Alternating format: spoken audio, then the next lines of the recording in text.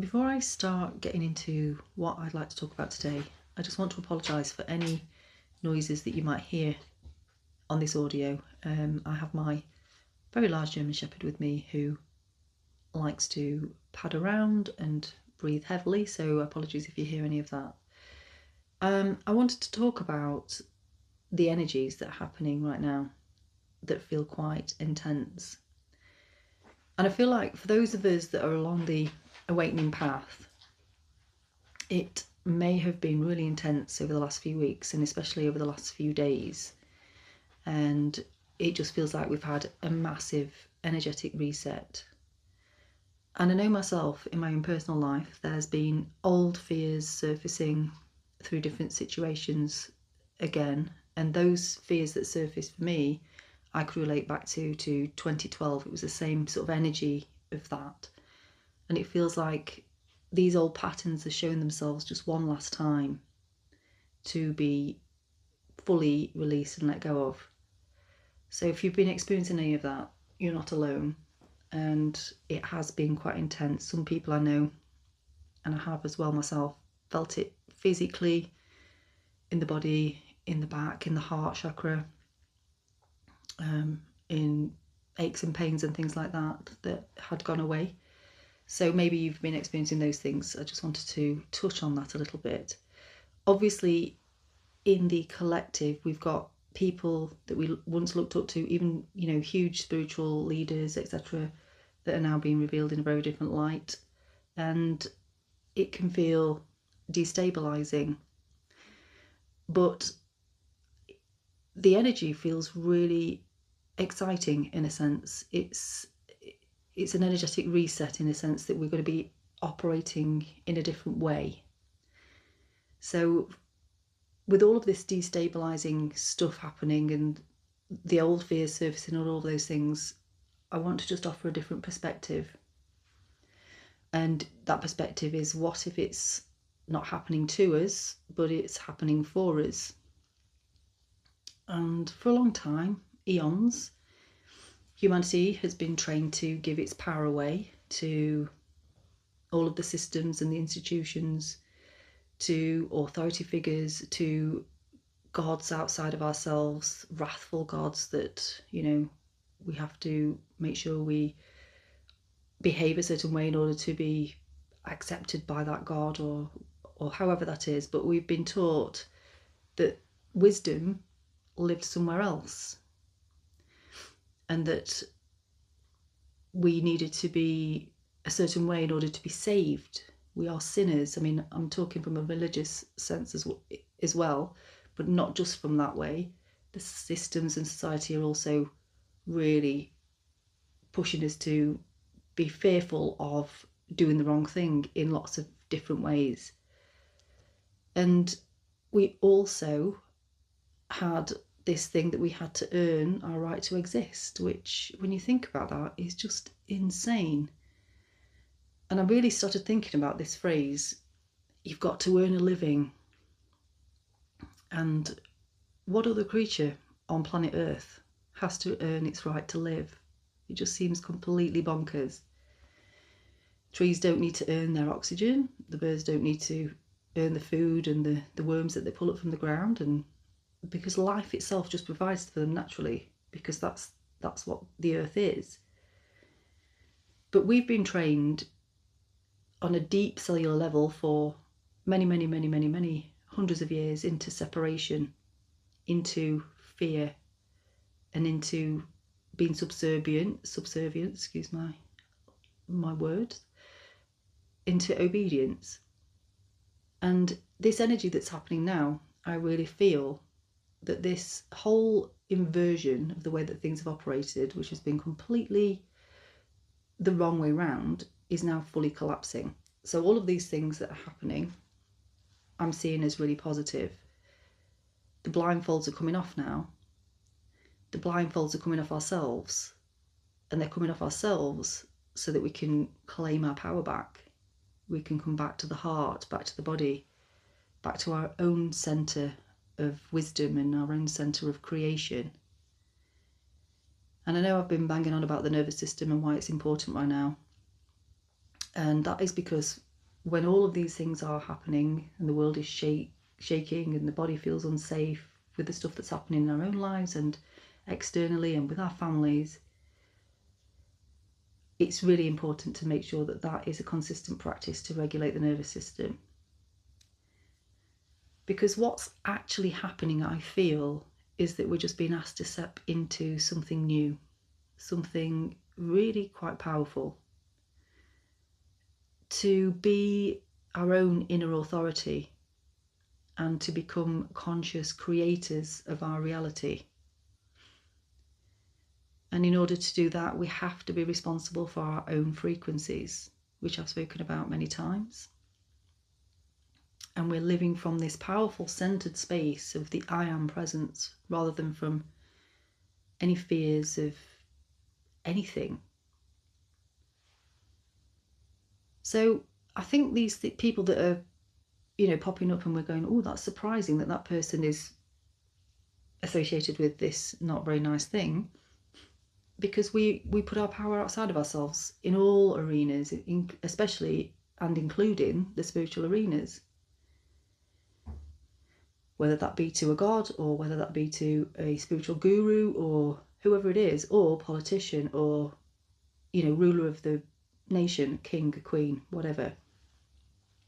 And we're now being asked to come back to ourselves, our physical body being the actual temple, not the church or the place to worship, the heart being the altar, and the awareness that is you is the guide, and it is you.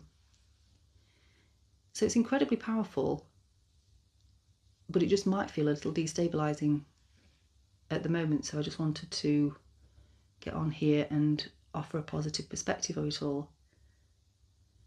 I was reminded also today, had a message from a client who had some sessions a while ago, and one of the things we got her to do, because she was somebody who found it difficult to stop overthinking and had quite anxiety most of the time, low level anxiety and anxiety that heightened, and that had become the normal baseline for her.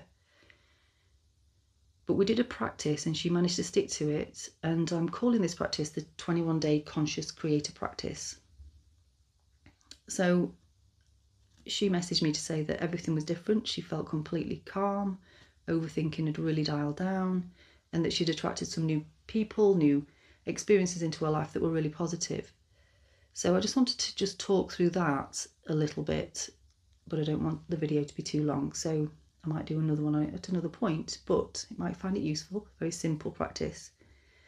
So what about every night before you sleep, just before you go to sleep, when you've got your eyes closed, and every morning before you fully wake up, so before you open your eyes and jump out of bed, when you're still in that kind of between sleep and awake state, just bring your awareness gently to the key areas of your life, just in a gentle sense. So the relationships in your life, your sense of purpose, your well-being, your health, your abundance, and the whole of the earth and your connection with that and humanity. And instead of what the mind does is, as soon as we wake up, we go into what's wrong and we go back to past things. Instead of that, just practice this for a few minutes before sleep and before waking. And just imagine what harmony in each one of these areas feels like. And just really get that visceral feeling in your body, what it would feel like to feel peace in every area of your life, your relationships, your sense of purpose, and your health, your abundance, your connection with the earth and all of humanity. What would it feel like to be fully supported, no struggle? What would it feel like to feel safe in your body, to belong, and to live in a thriving, loving world where everybody is supportive of each other? And just spend a few moments using your imagination to feel into this new world. And just let your imagination paint the emotional landscape. Because imagination isn't fantasy. We were very good at it when we were children. It is the language of creation. And we've always been creating, but we've been doing it unconsciously from this to this point, which I've talked about before. But when we consistently do this, we're reprogramming and creating a new future. Something shifts within us. The nervous system starts to learn and anticipate a new future. Your subconscious mind, which is really important because that's what's been creating all of this time until now, receives a new signal. And your life begins to reorganize around that frequency.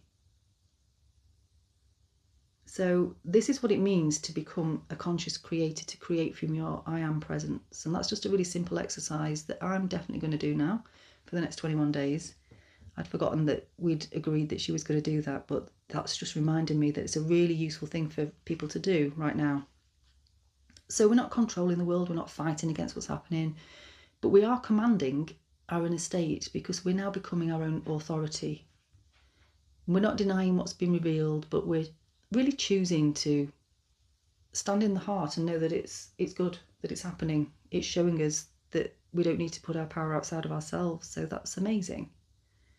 And it's not about, having hatred and blame and anger for these people. It's just about recognizing that that's showing us that we'd given our power away for so long, and now it's coming back online. And this energy is really showing us that. So we don't have to fight the collapse of these old systems at all. And they're collapsing because they were built on separation and service to self. And that energy just no longer will work. And we'll see it just falling away. Apologies, Dougal's just running with a toy to play with now, so that's why you can hear him padding around on the floor. So something new is being born through us, and humanity's starting to remember that we are one and that we are incredibly powerful creative beings. And we're not here to serve fear, we're here to embody love. So just to finish with, if you're listening to this and you feel like everything is being stripped back and old things are coming back up and you're questioning yourself again, you're not alone, but you're stepping into your inner authority. And it can feel like we're not grounded until it feels like freedom. So in this kind of in-between phase, just be gentle with your nervous system again. Make sure you remain regulated. Do everything you can to keep the body calm. Practice the 21-day challenge and let me know how you get on with that. And just stay close to your heart. And remember, it's not the end of the world. It is the end of the world as we know it. And it's the end of an old story that's outdated. And we're now learning to write a new one. And that's so exciting. And we do that from within, one by one. So I hope that spoke to somebody today. I'd love to hear your comments, and I will see you in the next one. Have a beautiful rest of your day.